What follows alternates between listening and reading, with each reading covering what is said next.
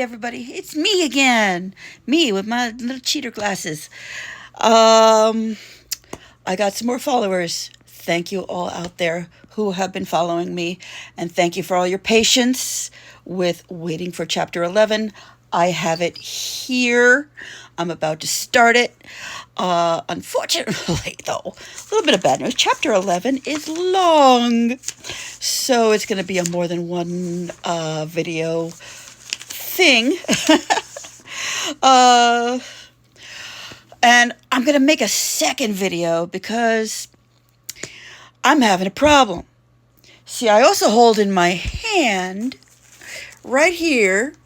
In fact, I'll open it up to the pages. Yes, this book has been well used and well loved, so it's kind of fallen apart. The middle section that I have written, which includes the very first love scene between Joey and Alexa. My problem is getting from here to here. So I'm going to start reading chapter 11, and if you guys have any advice by the time I get to the end of chapter 11, which will probably take a few days, but if you have any advice on getting to that love scene, please let me know in the comments. Like and comment away. Let me know how you would get to the scene. Would you skip some timeline? Would you skip a bit? Anyway, let's start chapter 11, and then we'll talk. Okay, so chapter 11 is an Alexa POV, and it's called First Real Meeting because this is the first real conversation between Alexa and Joey. I can feel eyes on me even before I open my own. When I do, I see him, sitting on the end of the couch furthest away from me. His arms around his knees, the blankets around him like a tent, looking at me like he's afraid I'm about to eat him.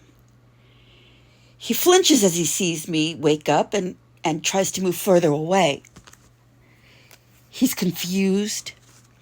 He's scared. I know it's up to me now. I have to comfort him. Let him know what happened, where he is, when he is. Tell him everything. Only problem is, where to begin? How do I tell someone who's been gone from the world for so long that he's been brought back, essentially time traveled 20 plus years, using the powers of an overactive imagination? Only one of many outcomes can happen. Two of which being, he'll either accept it and we can move on to what now, or he'll go insane, which will open up a whole new what now that I really don't want to open. So I do the first thing that comes to my mind, seeing him looking at me. Hello, Joey. Well, that does nothing.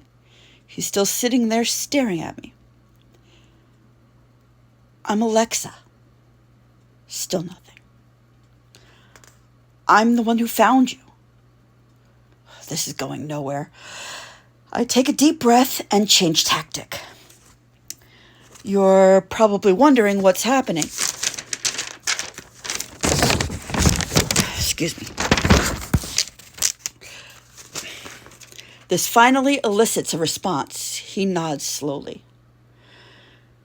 This might be very hard for you to believe.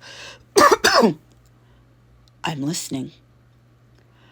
I'm having trouble believing it myself.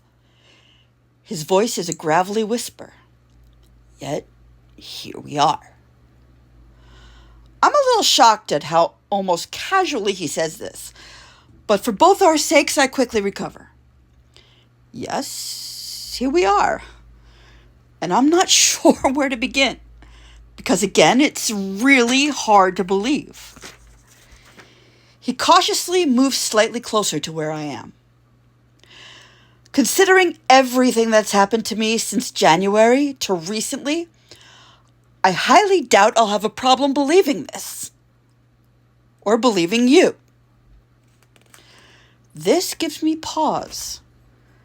Does Joey still think he's in 1989? How long does he believe he's been gone?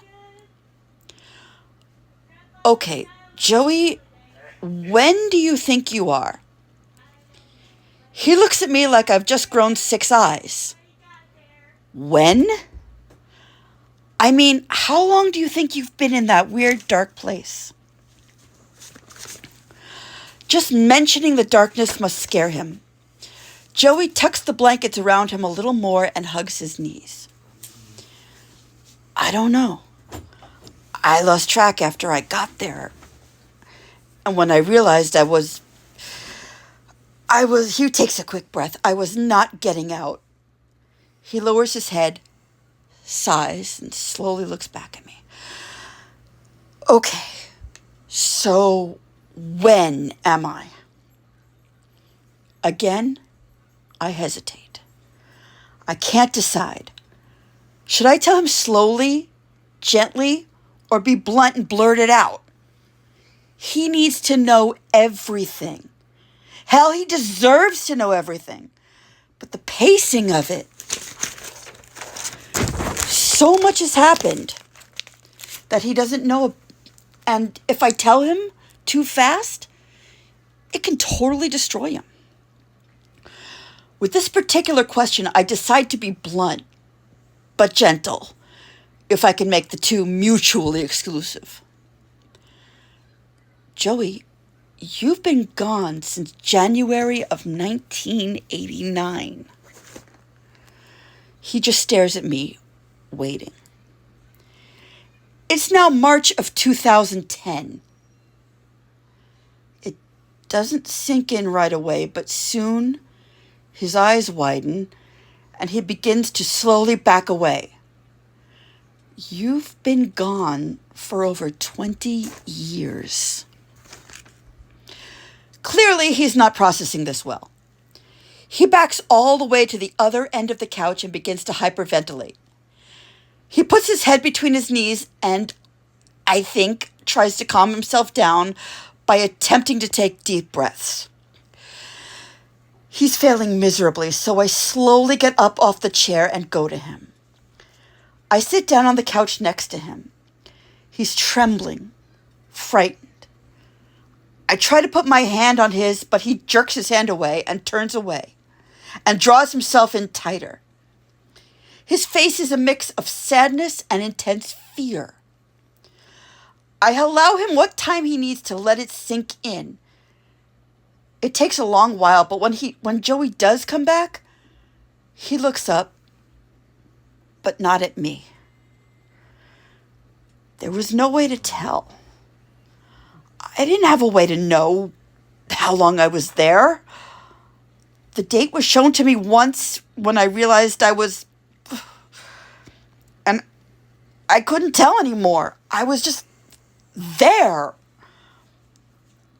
I kept wondering from then, how long?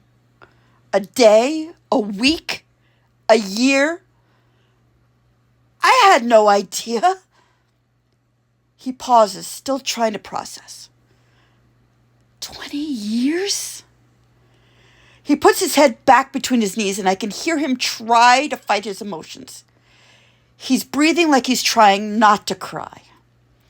The trembling gets worse. His whole body is shaking hard. Not from cold this time, but from intense fear. I feel this amazingly strong need to comfort him. But I'm afraid he'll reject me again. So I slowly, hesitantly, put my arms around him. He flinches, but doesn't turn away again. After a while, he begins to relax. Slightly. All right, tomorrow will be part 2 of chapter 11. This is part 1 of chapter 11. Please like, share it, share it, subscribe, follow me. See you tomorrow.